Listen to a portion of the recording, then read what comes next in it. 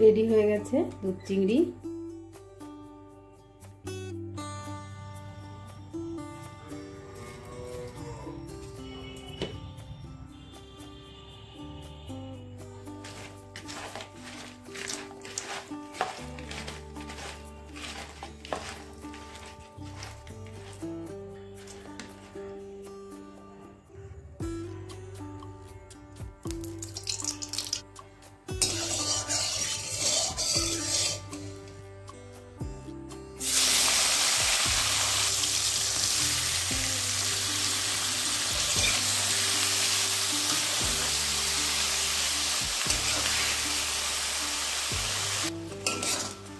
মাছটা ভেজে নেওয়া হয়ে গেছে, তুলে নিচ্ছি।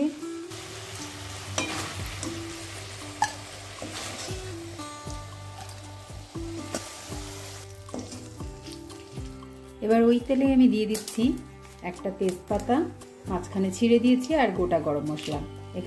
এখানে আছে 4-5টা এলাচ আর 4-5টা লবঙ্গ আর 2 টুকরো দারচিনি। এবার এটাকে কয়েক সেকেন্ড একটু ভেজে নিচ্ছি।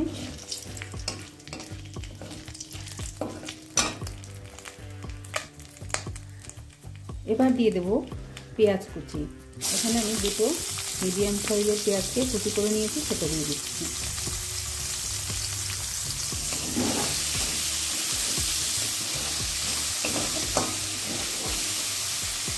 দিয়ে দিচ্ছি সামান্য লবণ, দিয়ে দিচ্ছি 1/2 চামচের একটু কম হলুদ গুঁড়ো।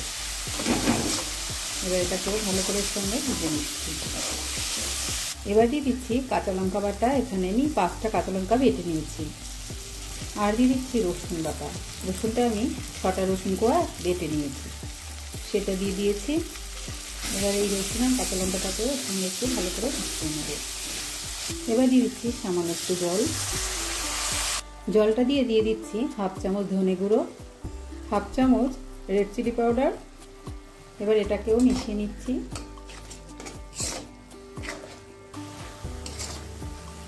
এবার মশলাটাকে একটু ঢেকে রান্না হতে দেব।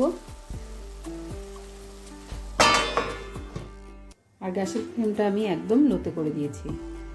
এখন আমি একটি পেস্ট করে নেব। তার জন্য এখানে দিয়ে দিয়েছি 6টা আমন্ড, দিয়ে দিচ্ছি 1/2 চামচ সর্ষে।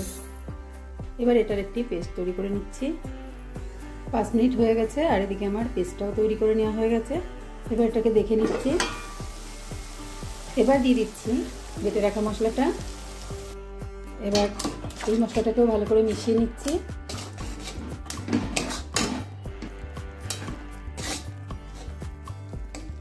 এবার দিয়ে দেব টক দই।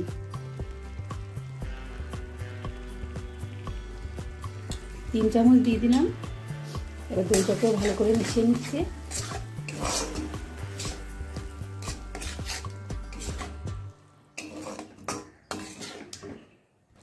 এবার দিয়ে দিচ্ছি চিনি। এখানে আমি 2 চামচ চিনি দিয়েছি। মশলাটাকে ভালো করে ফুটিয়ে নিয়ে এবার আমি দিয়ে দিচ্ছি দুধ।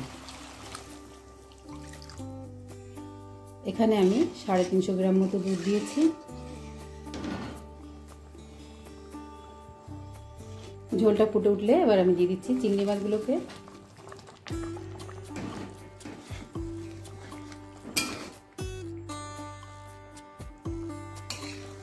চিংড়ি মাছটা দিয়ে এবার এটাকে আর একটু ফুটিয়ে নেব। চিংড়ি মাছটা দিয়ে গ্যাসের ফ্লেমটা একদম লোতে করে দিলাম। এবার আমি আর একটু ঢেকে দেব। 2 মিনিট ঢেকে দিয়েছি। এবার দেব বেটে রাখা গরম মশলা।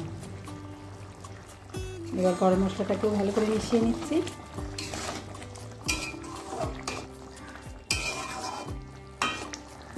তৈরি হয়ে গেছে দুধ চিংড়ি। এবার এটাকে আমি নামিয়ে নিচ্ছি।